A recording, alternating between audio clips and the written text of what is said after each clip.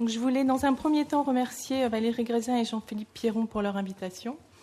Les premiers contacts, je les ai eus avec Valérie dans le cadre d'une réunion dans la banlieue parisienne au sujet des pratiques artistiques hospitalières. Voilà, ce qui était un contexte intéressant.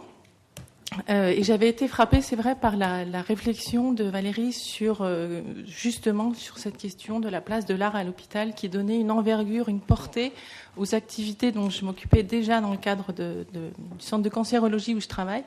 Voilà, qui fait que de loin en loin, on a gardé le contact, et je suis tout à fait ravie d'être ici aujourd'hui et de voir la qualité, la richesse, la portée de ces échanges. Donc Jean-Philippe Pierron disait ce matin que le soin n'est pas spéculation intellectuelle, mais une organisation dans des milieux de soins. Donc là, je suis là, d'ailleurs j'ai vu qu'on était au titre de témoignage, donc je suis là pour témoigner d'une organisation dans un centre hospitalier qui est Gustave Roussy, l'Institut Gustave Roussy, qui est le premier centre de cancérologie en Europe. 45 000 patients, juste quelques chiffres, c'est promis, 45 000 patients traités par an, suivis traités par an, et 11 000 nouveaux patients chaque année, avec 3 missions que sont le soin, la recherche et l'enseignement. Voilà, je n'en dirai pas plus sur l'institution. Juste quelques mots peut-être sur mon parcours. Moi, j'ai une formation initiale en école de commerce, donc ce qui n'a pas grand-chose à voir avec les métiers de la santé, qui a été suivie sur le tard d'une formation en psycho. Donc, j'ai repris entièrement le cursus pour devenir psychologue clinicienne, et c'est à ce titre-là que je suis rentrée à Gustave Roussy. Ça m'a permis de garder un œil, une sensibilisation plutôt qu'une sensibilité un peu différente sur peut-être les enjeux économiques par rapport à l'institution hospitalière, et puis un regard qui est resté, je dois dire, parce que mon expérience quand même hors hôpital a été relativement longue, un regard qui était toujours un peu différent sur le monde hospitalier. Alors, je vais vous expliquer un petit peu ce que le département dans lequel je travaille et ce que je fais, pour en venir aux enjeux qui nous concernent aujourd'hui. Donc, je travaille au sein du département de soins de support. Alors, l'organisation de Gustave Roussy, cet immense paquebot qui traite le cancer, est évidemment une organisation par médecine d'organes, on en a parlé, par spécialisation liée à des organes. Donc, le département d'hématologie, le département de scénologie, le département d'urologie, etc.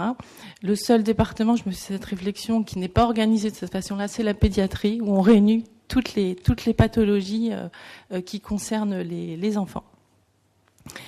Il y a le département qui est transversal, c'est le département de soins de support, donc au sein duquel je travaille, qui réunit toutes les pratiques qui vont entourer la prise en charge médicale, comme la psycho-oncologie, donc les psychologues spécialisés en oncologie, la nutrition, l'unité de soins palliatifs, les kinés, l'unité douleur, etc.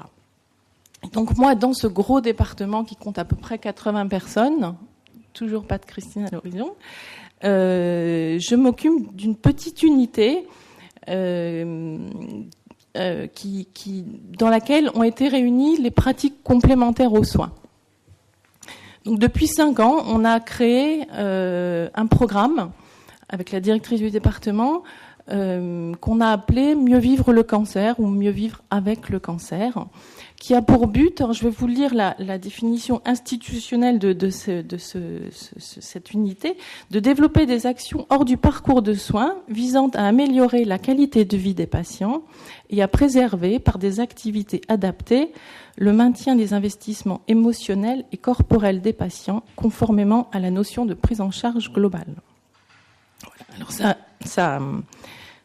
résonne sans doute pour vous, je l'espère, en lien avec ce qui nous occupe aujourd'hui. C'est-à-dire que dans cette petite unité, on s'est affranchi des contraintes hospitalières, dans le sens où on réunit des gens qui ne sont pas des praticiens de la médecine. On est hors du parcours de soins, hors du parcours traditionnel du patient, et ça nous a laissé la porte ouverte pour intégrer tout un tas de choses qui nous paraissaient importantes pour les patients. Alors concrètement, c'est un programme qui va réunir un ensemble d'activités, de disciplines, de pratiques complémentaires aux soins qui ont en commun donc d'être non médicales et d'apporter quelque chose dans la traversée de la maladie. On est vraiment parti de l'expérience. C'est-à-dire que, par exemple, les premières à intégrer cette petite unité étaient les socio-esthéticiennes ou psychosocio-esthéticiennes qui s'occupent d'accompagner les transformations corporelles qui sont liées à la maladie. C'est-à-dire que, pour prendre un exemple que tout le monde connaît, quand on fait une chimiothérapie, la plupart du temps, on va perdre ses cheveux. Et pour une femme en particulier, peut-être plus pour les hommes, ça on le sait, le fait de perdre ses cheveux, c'est traumatisant. Voilà. Donc le rôle des socio-esthéticiennes, ça va être d'aider les femmes, les hommes aussi, mais un petit peu moins, à s'accepter, voilà, avec leurs nouvelles, avec ces transformations corporelles liées à la maladie. Bon, pour donner un exemple.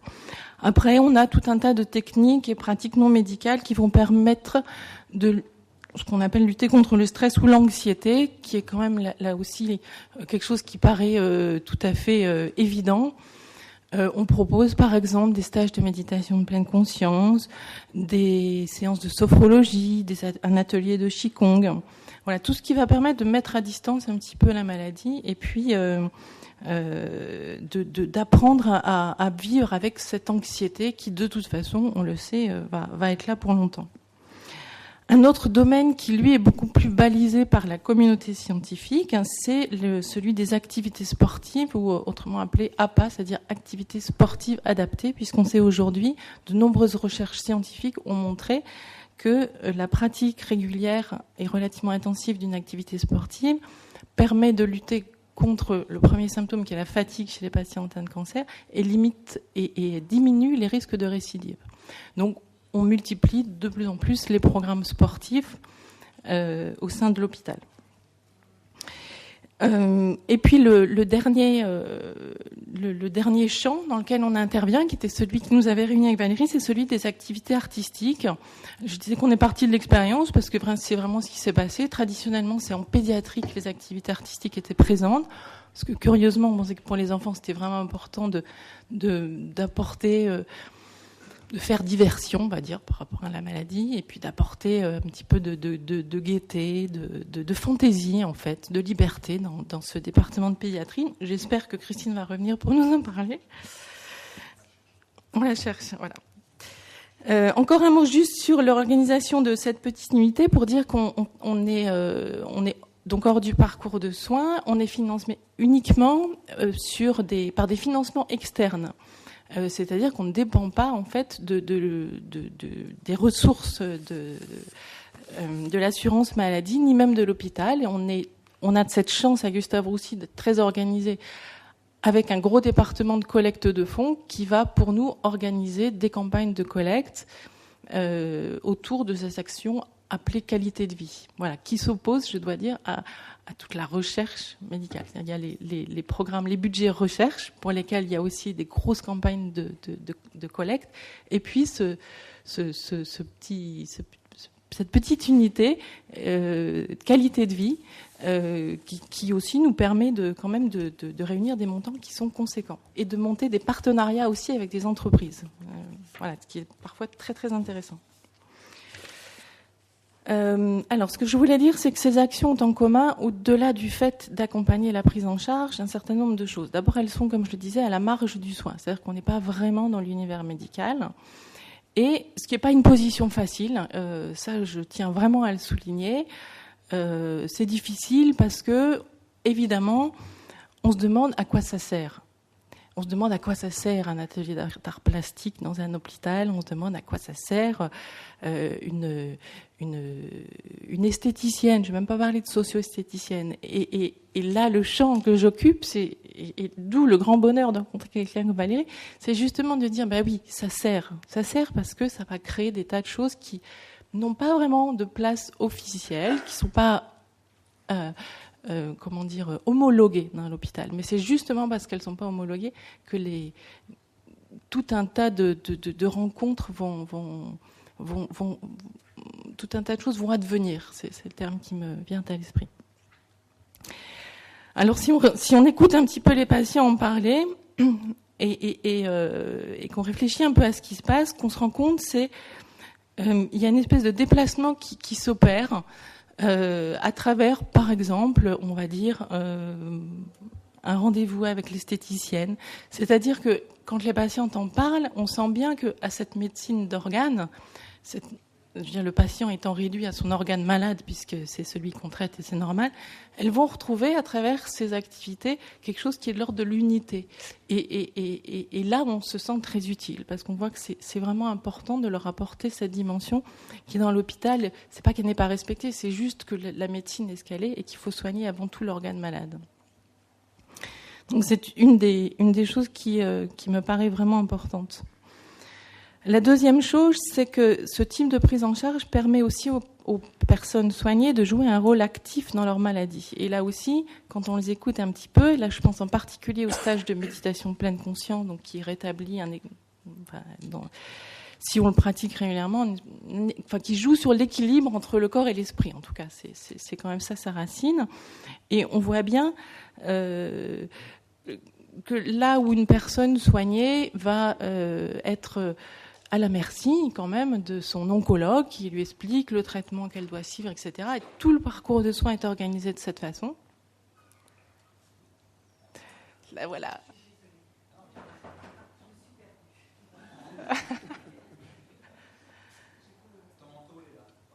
C'est là, Christine.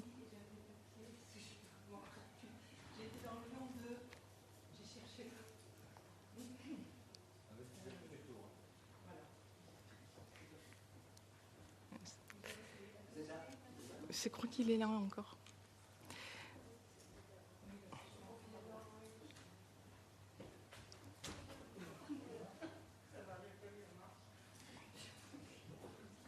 Alors, je vais continuer.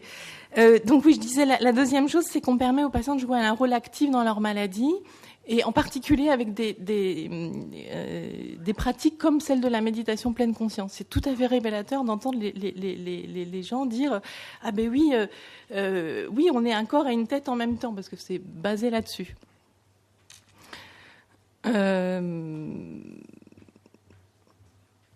Oui, ce que je voulais dire aussi, c'est que dans cette médecine du cancer, il y a un poids que ceux qui connaissent un peu ce monde vont tout de suite voir de quoi je parle, une espèce d'écrasement des patients. Ils nous en parlent souvent, liés à la maladie elle-même, au traitement de cette maladie et aux effets secondaires des traitements de la maladie.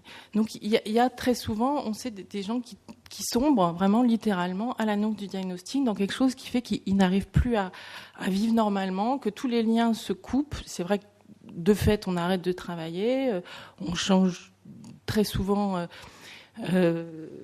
beaucoup de choses dans son quotidien, on n'a plus envie de parler avec les mêmes personnes qui comprennent pas ce qui vous arrive, on perd ses cheveux, enfin, il y a toute une série de transformations brutales quand même, voilà, qui donne une sensation d'écrasement. Voilà. Et nous, ce qu'on essaye à travers ce programme, qui peut paraître futile pour certains, mais pas pour d'autres, c'est justement de rétablir ça, de dire, oui, voilà, il vous arrive tout ça, mais à côté de ça, on propose je pense à ça parce que c'est un très beau partenariat qu'on a monté avec le groupe Molitor, donc pour les Parisiens qui connaissent la piscine Molitor, qui est devenu aujourd'hui un hôtel 5 étoiles avec un spa magnifique, des installations, etc., qui appartient au groupe Accor. Donc on a monté un partenariat avec Accor qui nous a ouvert les portes de Molitor et qui nous a dit, voilà, on vous donne certains quotas d'heures pour les patients. Donc on a une centaine de patientes essentiellement qui vont chaque année pour un programme d'1 an à Molitor qui comprend 2 cours d'activité physique par semaine, une formation à la méditation pleine conscience et un soin esthétique au spa Molitor. C'est la cerise sur le gâteau. Voilà. Alors on a des effets qui sont... on a des retours des patientes, y compris les oncologues de ces patientes, qui sont absolument enthousiastes, qui nous disent qu'elles ont repris goût à la vie, qu'elles ont repris confiance en elles-mêmes, en leur féminité, qu'elles se sentent à nouveau jolies, et on les voit se transformer de mois en mois physiquement. Donc le fait de lutter contre la maladie à travers des programmes qui viennent un petit peu réparer, sans soigner, mais réparer les effets de ces traitements qui sont assez dévastateurs, on se rend compte que c'est important. Bon, on n'est pas toujours écouté dans l'hôpital, je l'ai dit et je l'aurais dit. Et la dernière chose qui est commun à l'ensemble de ces pratiques, c'est l'espace de liberté de parole. Valérie parlait tout à l'heure de qualité de présence et d'espace de présence. Et c'est quelque chose qui me parle tout à fait parce que je repense là à une esthéticienne, socio-esthéticienne, qui est récemment, avec qui on a eu une conversation absolument informelle et qui m'expliquait que les patientes lui parlent d'une façon tout à fait libre et qui est, alors en tant que psychologue, là, en dehors du parcours balisé. C'est-à-dire qu'un psychologue, forcément, la relation passe par la lecture, l'entrée que va faire le psychologue de ce qui est dit. La parole est libre, mais quand même dans un certain cadre qui est celui de l'école d'où viennent les psychologues. Chez la socio-esthéticienne, pas du tout. On dit ce qu'on veut. Voilà. Bon, c'est tout. Il n'y a pas à en dire plus, en fait. On dit ce qu'on veut, mais c'est un espace de liberté qui est important, finalement. Alors, je voulais dire quelques mots plus en détail des pratiques artistiques. Donc, c'est Christine qui est ici présente, qui va en parler mieux que moi, puisque Christine est entrée au département de pédiatrie pour y monter un atelier d'art plastique, qui a eu un grand succès, qui est vraiment un lieu important dans l'hôpital et qui a fait des petits, puisque maintenant, dans les départements adultes aussi, on a un atelier d'art plastique. Juste pour dire que ces activités artistiques, qui sont un autre champ, sont un terrain extrêmement intéressant sur la question de ces enjeux humains, par le champ libre qu'elles offrent, justement parce qu'elles n'ont aucune prise avec le médical. C'est-à-dire que là où on pourrait éventuellement attendre quelque chose de la méditation, ou de la sophrologie, ou de je ne sais quoi, on n'attend rien des pratiques artistiques. Mais justement, comme on n'en attend rien, on laisse les choses se faire. Et ça, je vais laisser Christine à en parler. Il y a cette liberté, cette fantaisie, cette inattendue qui arrive dans ces ateliers d'art plastique.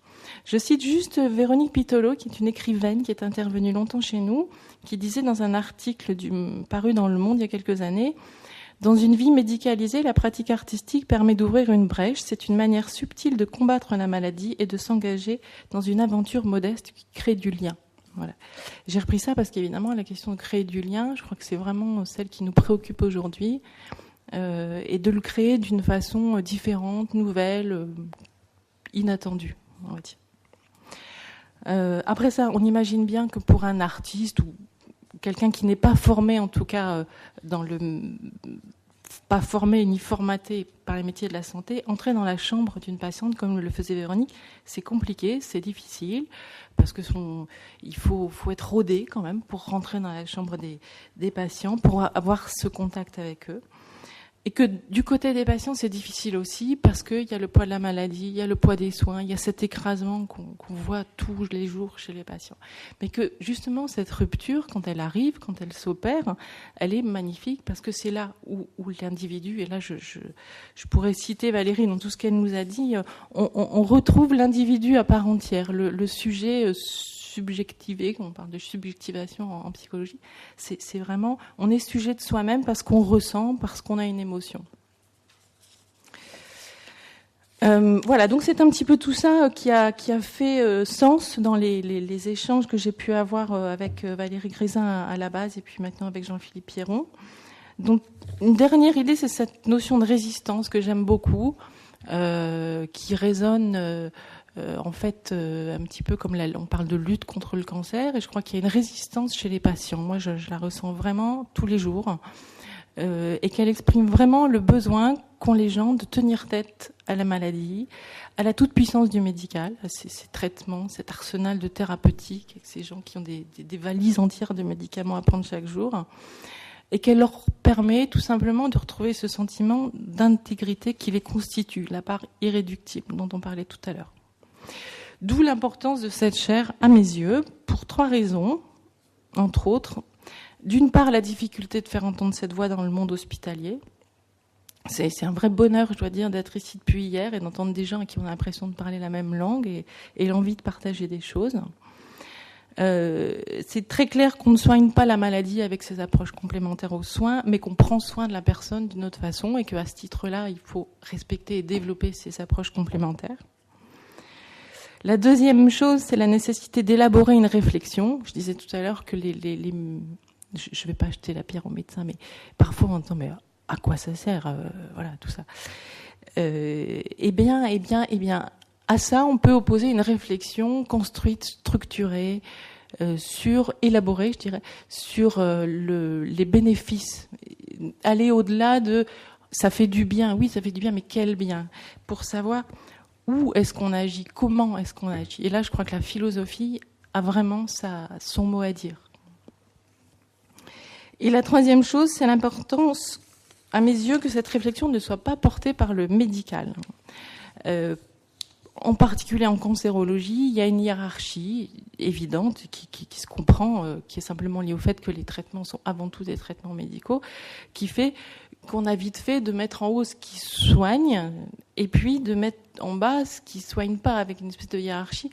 Et le fait de porter cette réflexion en parallèle des soins médicaux par des philosophes, des économistes, des tas de gens qui ne sont pas forcément directement les soignants, permet, à mon sens, de replacer vraiment le sujet, l'individu au centre de la réflexion. Voilà ce que je voulais vous dire, et je vais laisser la parole donc à Christine Géricault. Merci.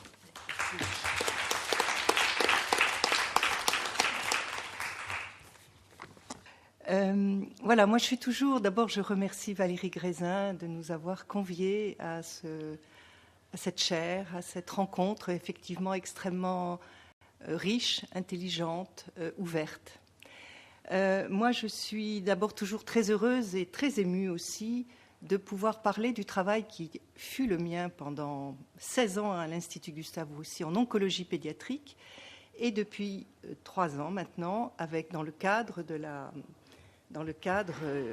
des soins, de ce qu'on appelle des soins de support, mieux vivre le cancer. En ce qui me concerne, je suis obligée d'ouvrir une petite parenthèse parce que je suis obligée de parler de moi un tout petit peu pour expliquer les raisons qui m'ont fait ouvrir les portes d'un hôpital. Moi, je suis prof d'art plastique, comme disent les enfants, prof d'art plastique. J'ai enseigné pendant des années dans des collèges, des lycées et à Bordeaux 3 dans le cadre de la préparation à l'école normale. Mais en 1985, un de mes enfants a été gravement blessé dans un accident de la route. Ma fille est restée 6 semaines dans le coma, donc traumatisée crânienne, donc sortant ensuite du coma longuement, et puis allant dans une centre de maison de rééducation. Et c'est durant ces longs mois où j'ai accompagné ma fille que j'ai mesuré alors la vacuité des journées pour les enfants. Et je me suis dit, moi, ce que je fais avec des enfants en bonne santé, avec des jeunes, je ne vois pas pourquoi un jour j'essaierai de le faire à l'hôpital.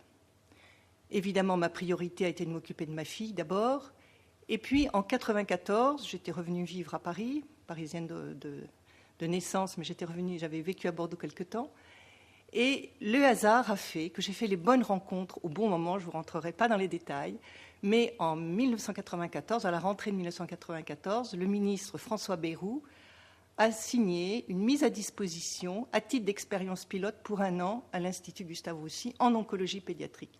À l'époque, était chef de service le professeur Jean Lemerle, qui était très ouvert justement à humaniser le plus possible ce service d'oncologie. Il y avait déjà une école pour les petits, une structure scolaire privée, une structure scolaire institutionnalisée, pardon.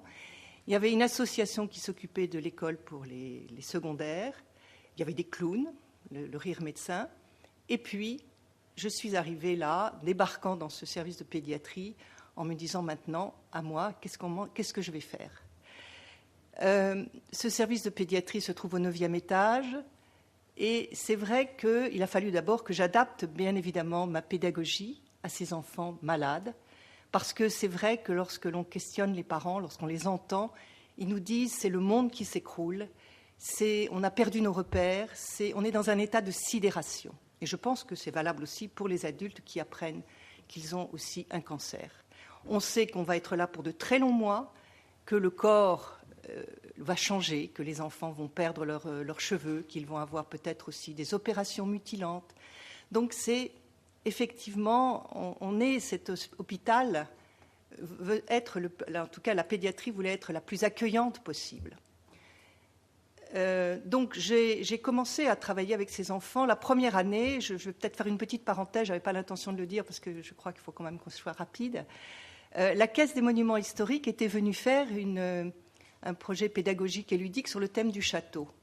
Et je me suis emparée de ce thème parce que je me suis dit, pour des enfants malades, le château, c'est aussi les murs, c'est aussi l'enfermement. Et puis j'ai eu l'idée de leur faire utiliser du matériel médical pour jouer et construire des châteaux.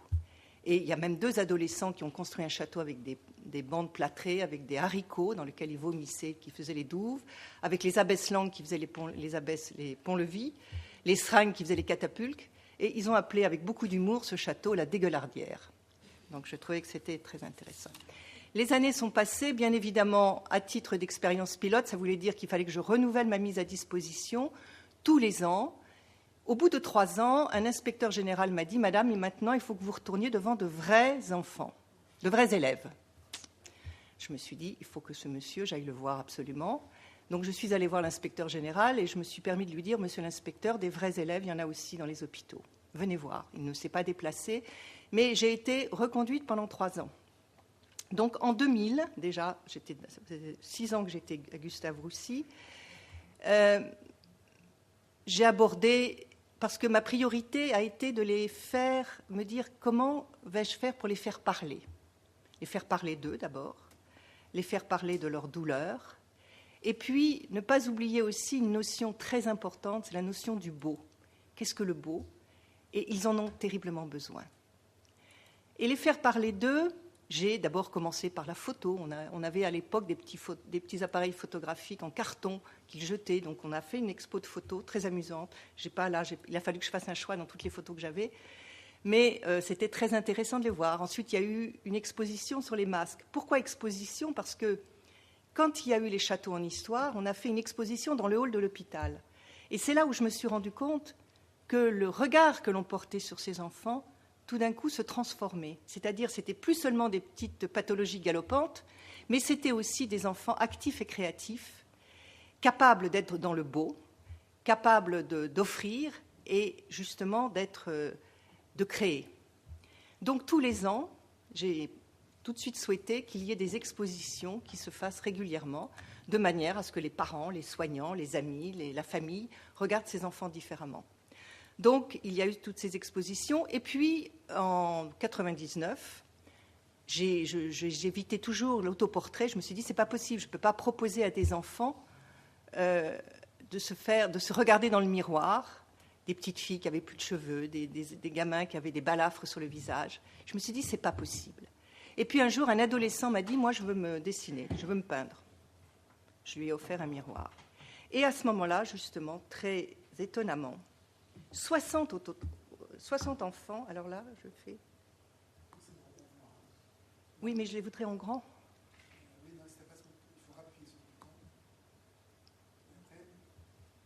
Pardon. Ah oui, d'accord, oui, je comprends. Là ? Vous faites comme si vous étiez sur... Voilà, c'est ça, merci. Voilà, donc, à ce moment-là, 60 autoportraits ont été réalisés par ces enfants. Alors, évidemment, je ne peux pas tous vous les montrer parce que j'ai des centaines et des centaines de photos, mais celui-ci est très parlant parce que c'est une petite adolescente que j'ai fait travailler, qu'elle a voulu travailler, c'est moi qui ai proposé, à la manière de Roy Lichtenstein, cet Américain qui a travaillé beaucoup sur la bande dessinée. Et elle avait laissé les bulles blanches. Et ça a été très long avant de lui faire dire ce qu'elle avait envie de dire. « Dis, maman, est-ce que ça se voit que j'ai le cancer ?» Non, ma puce, parce que tu fais tout pour que ça ne se voit pas. Parce qu'il y a aussi, en pédiatrie, il y avait aussi toujours des socio-esthéticiennes qui permettaient à ces jeunes adolescentes des soins esthétiques, des perruques, des foulards. Et beaucoup d'enfants, beaucoup de jeunes filles sortaient toujours absolument magnifiques de leur chambre et n'osaient pas se montrer sans cheveux.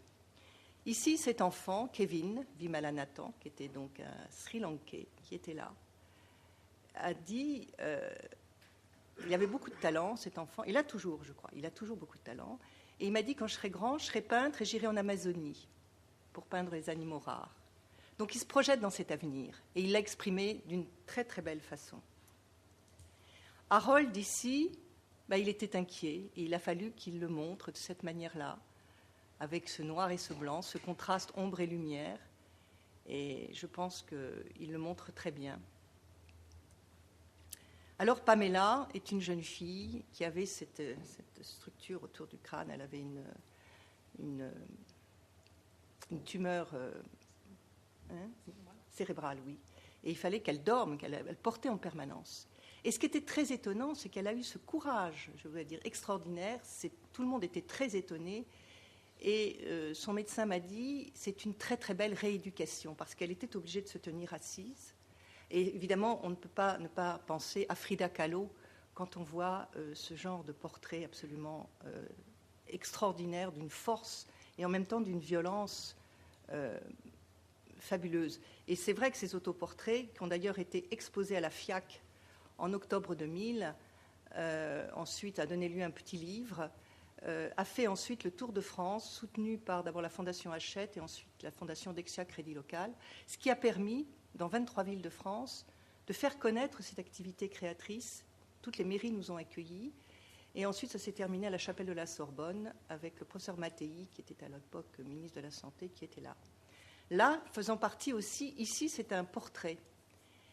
Jennifer était dans sa chambre, toujours très repliée sur elle-même, avec sa mère à ses côtés. Et je n'arrivais jamais, quand je faisais le tour des chambres, à la faire venir à l'atelier. Un jour, je la trouve dans son lit, en train de pleurer, la mère absente. Je lui dis, écoute, profite, viens voir à l'atelier, viens voir ce que font les enfants, viens les autres. Et Jennifer m'a dit, je veux faire une mère déchaînée. Alors je lui ai montré des peintures de Turner, de Monet, et je lui ai dit, tu vois, et je lui ai donné une grande toile. Et elle a fait cette toile en une après-midi, en 3 heures, je crois, pas plus. Et elle m'a dit, tu peux le mettre au milieu des autres autoportraits, c'est mon portrait intérieur. Alors évidemment, il y a des petits soldats du feu, j'allais dire, des gamins qui ont envie de se battre, et qui se battent là, méchamment, j'allais dire, ou violemment en tout cas, d'autres qui dominent les situations. C'était prétexte aussi peut-être à étudier aussi le pastel. Enfin, on a fait des collages. Et justement, j'ai beaucoup travaillé sur les collages aussi parce qu'ils se mettent en situation d'une façon plus facile. Alors, parler de sa douleur, c'est aussi dire, cette petite fille était d'une douceur incroyable. Et elle a osé dire, je veux sortir. Mais avec ses parents, c'était tout va bien, papa, maman, tout va bien. Là, c'est une histoire incroyable avec un Mathias de 12 ans. Mathias venait beaucoup dans l'atelier. Il faisait des choses extraordinaires, des pastels, des encres. Il était très, très actif. Et puis pendant quelque temps, je ne l'ai pas vu. Et un jour, il arrive accompagné de sa maman qui me dit « Mathias ne parle plus ». Il venait de subir 2 très lourdes opérations, une au foie et une au poumon, je crois. Et cet enfant qui était si volubile, si actif, était complètement, d'ailleurs, replié comme ça sur lui, tellement il souffrait. Et c'est là où je lui dis, tu sais, Mathias, la peinture, c'est pas seulement du beau. On peut aussi parler de sa douleur, on peut aussi dire des choses. Et c'est là où je lui ai montré, justement, les expressionnistes dans les livres que j'avais, parce que j'avais une immense bibliothèque avec les peintures. Je lui ai dit, tu vois, regarde. Puis il s'est arrêté, évidemment, sur le fameux tableau de Munch, Le Cri. Je lui ai dit, tu vois, on peut exprimer des choses très fortes uniquement par la peinture et par l'image. Il m'a demandé un papier, des pinceaux, et en l'espace d'1 heure, je crois, il a fait cette peinture. I can't move why. Et là, précisément, il a raconté, et j'ai noté tout. Il a dit, voilà, là c'est moi, je suis sur ma table de réveil, j'ai la langue noire, j'ai mal, j'ai le sang dans les jambes, etc. Il a tout raconté, toute son opération, tout son réveil de son opération. Il a pu le faire. Il n'a pas voulu emporter sa peinture. Et ça, pour moi, alors là, c'est une peinture absolument extraordinaire d'un enfant, d'un petit Louis, dont d'ailleurs les 2 parents étaient médecins, le père, un chirurgien cardiaque, qui avait dû sauver des centaines de vies d'enfants, et Louis, tétraplégique. Ses parents l'amènent dans l'atelier en me disant, écoutez, on est désolé, on amène Louis parce qu'on peut pas, on a une visite avec des médecins. Est-ce qu'on peut vous laisser Louis dans l'atelier avec les enfants qui peignaient autour ? J'ai dit, mais bien sûr, pas de problème. Et là, Louis me dit, presque fanfaronnant. Moi, de toute façon, avant, je peignais avec une règle et un crayon. Or, cet enfant ne pouvait visiblement plus tenir un crayon et plus tenir de règle. Il pouvait juste remuer les doigts. Et je lui dis, écoute Louis, c'est très étonnant ce que tu me dis, parce que tu vois, moi hier j'ai été acheter du matériel de peinture, et dans la boutique on sait que je travaille à l'hôpital, et on m'a donné justement des petits pinceaux à mettre au bout des doigts, comme des petits doigtiers. Est-ce que tu veux essayer ? Il était partant. Alors là, je lui montre pour le coup des peintures pointillistes. Je lui dis, la peinture, c'est pas seulement étaler de la peinture, mais on peut aussi couvrir des surfaces avec des petits points. Et Louis me demande de lui préparer des couleurs sur une palette qu'il ne pouvait pas faire. Il met ses doigts sur la palette. Il fait d'abord ce fond du rouge au bleu, au noir au bleu. Et puis, il avise sur la table un petit flacon d'encre dorée et me demande de l'aider à tremper ses doigts dans cette peinture. Et il fait ce soleil magnifique.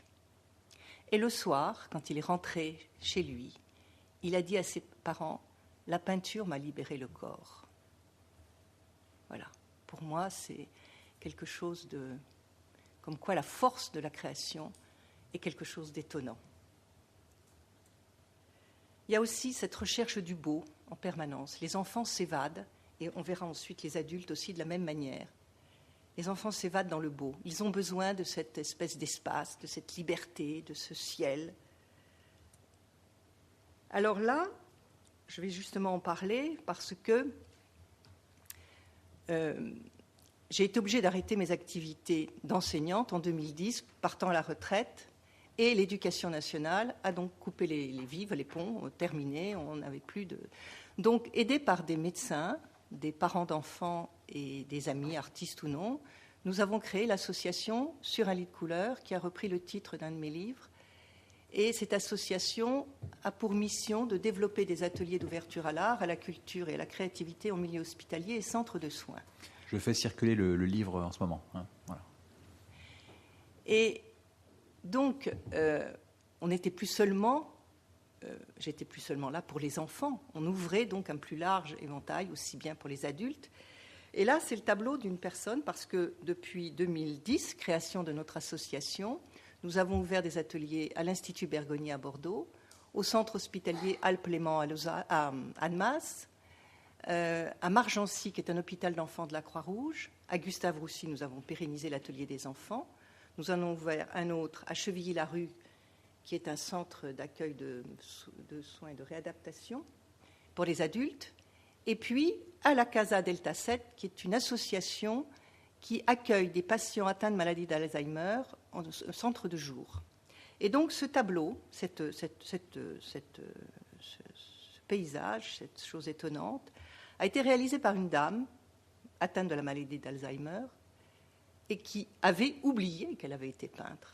Et c'est plus tard, quand j'ai vu, parce que c'est très étonnant, quand j'ai vu, il y avait une réunion, non pas de parents, mais d'enfants, j'ai parlé avec sa fille qui m'a dit « Mais oui, maman était peintre. » Et elle avait complètement oublié. Mais là, justement, avec ces personnes atteintes de la maladie d'Alzheimer, je pense qu'elles sont dans l'instant, et tout ce qui touche à la sensibilité et à l'expression artistique n'est pas perdu, n'est pas mort, en fait. Alors, là aussi, toujours... le travail La forêt de Martin, je l'ai mise parce qu'elle a illustré un Lancet d'une année, je ne sais plus en quelle année, mais ça a été la couverture du Lancet. Voilà, prends-moi en train de peindre, Christine, parce que personne ne voudra croire que c'est moi qui ai fait ce tableau. Donc il y a aussi ce sentiment de fierté étonnante. Je veux dire, c'est vrai que la création permet à ces enfants de s'évader, permet de leur faire plaisir, mais en même temps les remplit. Je dis toujours, quand les enfants sont dans les chambres, ils regardent la télévision, ça les vide. La création les remplit. Et puis l'atelier devient au fil des mois et des années un lieu de rencontre, un lieu de vie, un lieu où on échange. Et c'est la même chose, je le vois maintenant avec les adultes à Chevilly-la-Rue. C'est le même plaisir, le même enthousiasme, le même « Ah, je ne pensais pas que c'était moi ». L'autre jour, il y a une dame qui m'a dit « Vous nous avez permis d'oser ». Et ça, cette phrase m'a vraiment... Je dis, mais voilà, oser franchir le pas, oser faire ce qu'on n'a pas le temps de faire dans la vie active ou dans la vie quand on n'est pas malade, Mais ce statut de malade, de toute façon, je dis toujours, on n'en fait pas des artistes, mais permet, puisqu'ils savent qu'ils sont dans l'essentiel, permet de se poser. Alors là, j'ai pris une photo d'enfant en train de peindre. On était en train de faire une espèce d'épouvantail. Je crois que je vais terminer très vite. Et ce que je voulais montrer, c'est que le même plaisir, vous voyez, le sourire est le même sur cette personne. Justement, c'est cette dame qui avait fait le tableau qu'on a vu précédemment. Cette dame atteinte de la maladie d'Alzheimer. Et on voit sur le visage, sur les traits du visage, le même plaisir et la même, légèreté. Ah, alors là, désolé. Voilà, l'atelier de Chevilly-Larue. On a commencé l'année dernière avec 3-4 personnes, et maintenant, voilà. C'est un lieu vraiment où, alors justement, toutes ces femmes, parce qu'il y a une majorité de femmes, mais vous voyez, il y a un homme là, dans le coin aussi, parlent d'elles, parlent de leur vie. Il y a un échange absolument extraordinaire. Elles se voient, je crois savoir d'ailleurs qu'elles se voient en dehors de l'atelier. C'est ce qu'elles me disent. Ah, alors là, il y a un petit problème. Bon, c'est une patiente que j'ai prise avant-hier, puisque j'étais à Chevilly-Larue avant-hier, en train de peindre un paysage étonnant, vous allez peut-être voir, voilà. Et cette femme se découvre des talents qu'elle ne se connaissait pas. En fait, je pense qu'elle avait autrefois peint il y a très longtemps. Et elle me dit, mais je n'osais plus peindre. Je n'ai plus osé le faire. Voilà aussi une de ses œuvres que je trouve particulièrement belle. Vous voyez, on retrouve le plaisir aussi de cette dame-là, atteinte et là aussi dans l'instant et dans le plaisir de l'instant. Voilà son œuvre aussi. Un travail pointilliste à partir d'une photo prise dans les jardins du Luxembourg. Ah bah décidément, il y a des problèmes là, je sais pas. Ah peut-être, je vais peut-être les retourner. Voilà. Voilà, des œuvres de personnes qui... Mais j'avais jamais peint, j'avais jamais dessiné, j'avais jamais osé. Ah, pardon.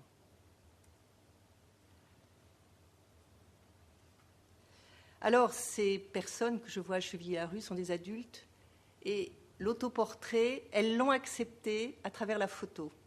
Donc, je les ai prises en photo et elles se sont présentées comme elles ont eu envie de le faire. Ici, à la manière aussi, là, on peut penser aussi à Frida Kahlo dans toute sa splendeur, avec ses fleurs dans ses cheveux. Bon, écoutez, excusez-moi, je ne suis pas très douée.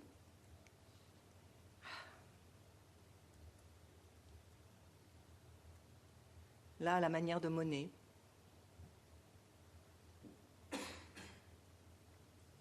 Voilà le travail d'élaboration de... Et cette dame est une dame extrêmement timide et réservée. Elle me dit, je ne me suis jamais regardée dans une glace. Et elle a osé se présenter comme ça, ce qui est absolument extraordinaire. Ah ben, décidément. Et alors, celle-ci a eu des mots extraordinaires sur cette peinture qu'elle a faite aussi mardi dernier, en me disant, ça bouillonne tellement en moi, j'ai du feu dans le corps. Et elle l'a exprimé de cette façon-là, de façon très... Ça bouillonne, c'est tout ce qu'il y a en moi bouillonne. Et ce que je voulais dire aussi, c'est que ces ateliers dans lesquels les personnes adultes, enfants se retrouvent, créent aussi un lien avec les soignants. C'est-à-dire qu'il y a une complicité. Les soignants viennent dans l'atelier. D'ailleurs, il y avait eu à l'époque avec les enfants, on avait fait des tableaux avec les soignants, c'était très amusant.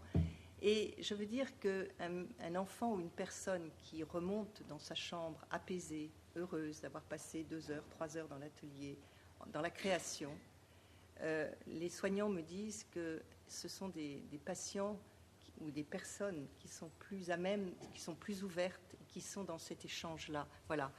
En tout cas, ce que je voulais dire, c'est que l'hôpital doit être un lieu de vie ouvert sur la cité, sur le monde, mais c'est aussi un lieu où l'art peut et doit avoir sa place. Merci de votre écoute.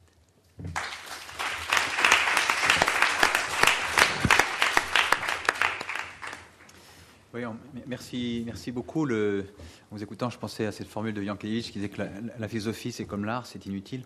Voilà, et en fait, Nathalie Renvoise, en commençant, en fait, avait cette expression, en fait, que, au fond, comment situer votre travail, et vous dites finalement aux marges du soin. Hein, vous utilisez cette expression. De cette façon, je trouve que ça, par rapport à ce que on a commencé hier, donc par le collectif Ding Dang Dong, et dont on a vu aussi qu'il y a une force d'ouverture, une puissance d'ouverture du poétique. Hein, dans l'après-midi, enfin, en début de matinée, c'est Serge Dupéret en fait qui disait qu'il faudrait qu'on pense un peu plus les liens entre esthétique et éthique. Et je me souviens en fait d'une intervention d'ailleurs de Serge dans cette salle, en fait à propos de l'éthique, disant que ce qui l'intéressait, c'était l'éthique était aux marges des comités.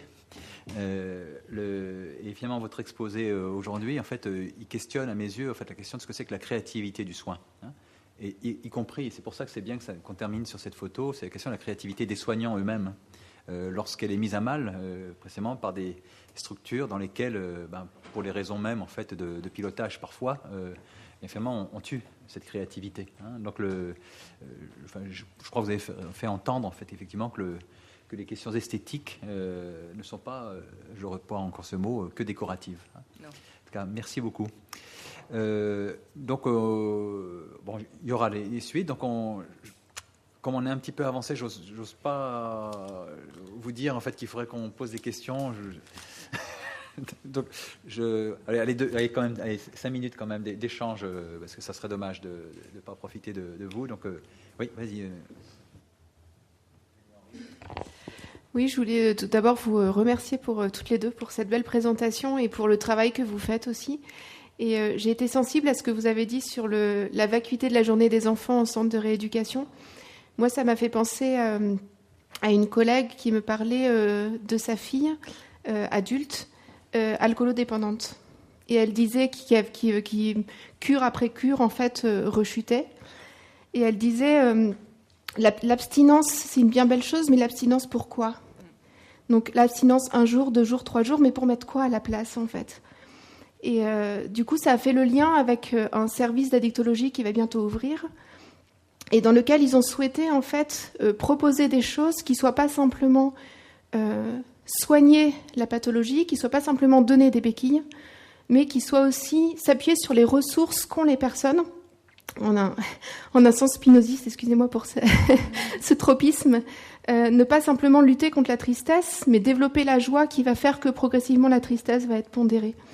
Et du coup, je trouve que tout ce qui fait appel, et pour les patients et pour les soignants, à la créativité, aux ressources personnelles, aller chercher les ressources là où elles sont, mais là où on ne les voit pas, parce que dans ces contextes, en fait, elles sont recouvertes par beaucoup de choses.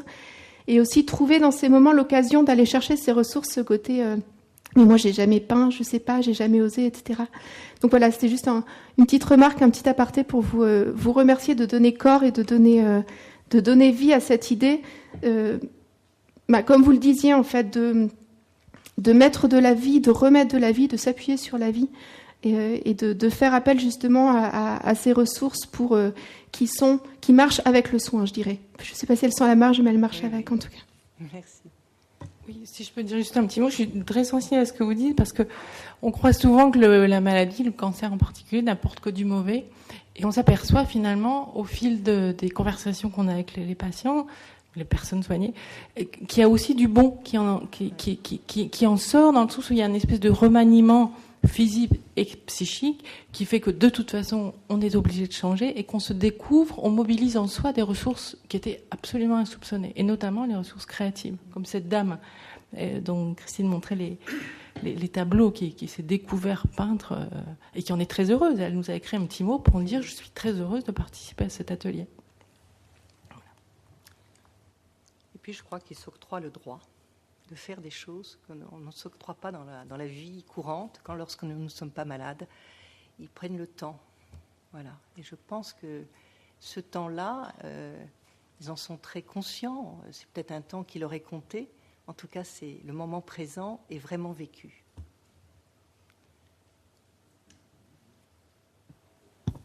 Oui, merci infiniment pour ces présentations qui sont évidemment au cœur du sujet de ce qu'on souhaite travailler dans le cadre de cette chaire. Et je me disais en vous écoutant à la fois être totalement disponible aux expériences que vous mentionnez, et là c'est le gestionnaire qui parle, mais ne pas s'interdire, parce que ces expériences sont belles, utiles, j'en sais rien, enfin, parce que je ne veux pas utiliser ce mot-là, ne pas s'interdire d'ouvrir à ces expériences le champ de la mesure. Ce que je veux dire par là, c'est que moi, il y a quelque chose qui, d'une certaine manière, m'a un peu révolté dans ce que j'ai entendu, ce que vous avez dit. C'est le fait qu'on soit dans un hôpital public, mais que vos actions, elles soient financées par des dons. C'est pas un hôpital public, l'Institut Gustave aussi. Non, pardon. Enfin, en tout cas, on est dans une structure qui participe à une mission de service public. Oui. Donc, ça veut bien dire qu'il y a 80% de ce budget qui est issu de fonds publics. Bon. Et comme si finalement ces activités, du point de vue administratif, elles étaient secondaires, annexes, puisque dans le fond, elles ne méritent pas d'être financées par des lignes publiques, hormis votre mise à disposition pendant quelques temps. Bien, 16 ans. Donc, ça veut dire que derrière, il faut que des gens qui s'intéressent aux organisations, à ces outils de gestion, à ces outils de mesure économique, je crois qu'il ne faut pas avoir peur de aussi montrer quelle est toute la valeur ajoutée qui peut être amenée par les actions que vous pouvez faire, en termes, bien entendu, de bien-être, de bon rétablissement de ces malades. Moi, j'ai un exemple conduit, on va peut-être aller un peu loin, c'est à Shanghai, où des médecins de médecine traditionnelle travaillent dans l'accompagnement de personnes malades, donc atteintes de cancer, en plus des thérapeutiques occidentales. Et ces enseignants et praticiens de médecine dite traditionnelle chinoise n'ont pas eu peur d'utiliser les outils de mesure occidentaux que Cyril Collin évoquait ce matin, là, ces fameux CALI notamment, qui expriment quelque chose d'un peu barbare, mais pour dire, mais dans le fond, quand vous travaillez sur la question de ce qui pourrait s'apparenter à du développement personnel ou de la méditation, enfin bon, bref, eh bien, vous avez des 15% d'espérance de vie en plus. Alors, ça peut sembler très très réducteur, mais je crois qu'il faut aussi ne pas avoir peur à un moment donné d'utiliser le langage des gestionnaires ou de ceux qui peuvent, j'allais dire, organiser ce système pour pouvoir aussi prétendre le réorienter. Quant à l'hôpital où vous avez mangé tout à l'heure, je n'ai pas l'impression que, enfin pour ceux qui sont allés à Saint-Luc-Saint-Joseph, certains sont revenus et m'ont dit « qu'est-ce que c'était bon ». Eh ben, j'étais très content d'entendre ça parce que quand on a participé, j'en faisais partie, quand on a participé à l'élaboration de cet hôpital, on s'était dit, on voudrait que dans cet hôpital, les gens y aillent et quand ils mangent, ils disent c'est bon. Et qu'ils y aillent pas forcément parce que c'est un hôpital, mais parce que c'est un lieu de centre-ville, c'est un lieu de vie. Cet hôpital dans lequel vous êtes allé pour certains, qui a été conçu par une artiste, on lui avait passé une commande en lui disant, on voudrait que ce soit un hôpital à vivre. C'est-à-dire qu'on peut aller aussi sur ces champs-là, et que, à mon avis, il serait dangereux d'imaginer qu'on puisse se situer dans des mécanismes d'opposition un peu stricts, ou en tout cas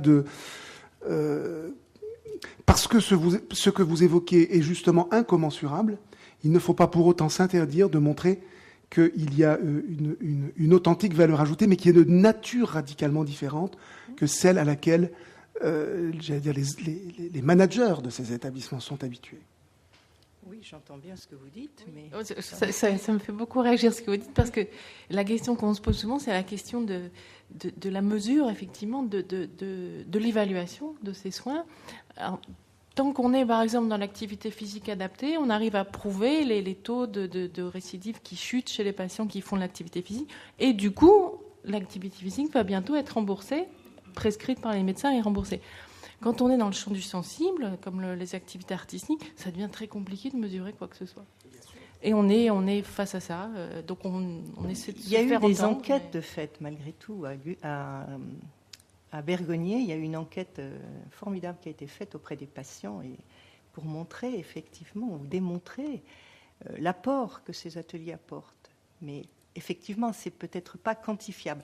Alors que j'ai un projet de monter un autre atelier dans un autre hôpital à Bordeaux, et le chef de service m'a dit, moi, je voudrais mettre à votre disposition un étudiant qui viendrait faire justement une enquête préalable et des études pour quantifier l'apport de votre atelier. Voilà, on en est là. Donc ça sera fait sans doute. Oui, bien sûr. Justement, pour dire, on parlait de ce matin du parcours du global du patient. Et je pense que ces expériences-là, si on fait le compte, le grand compte dans la maladie, elles ont leur place aussi. Sur 1 année, 2 années de traitement, et le fait de participer à un atelier d'art plastique, le fait de faire de la méditation pleine conscience, c'est pas mesurable comme ça, mais ça compte. Poserait effectivement d'avoir à redéployer, parce qu'au fond, quand vous dites aux marges du soin, ça questionne fait bien évidemment l'idée qu'on se fait de ce que soigner veut dire. Autrement dit, Oui. bon, on n'a pas le temps de revenir ici sur ces tensions autour de soins, care, cure, tout ça, mais c'est quand même en arrière-plan.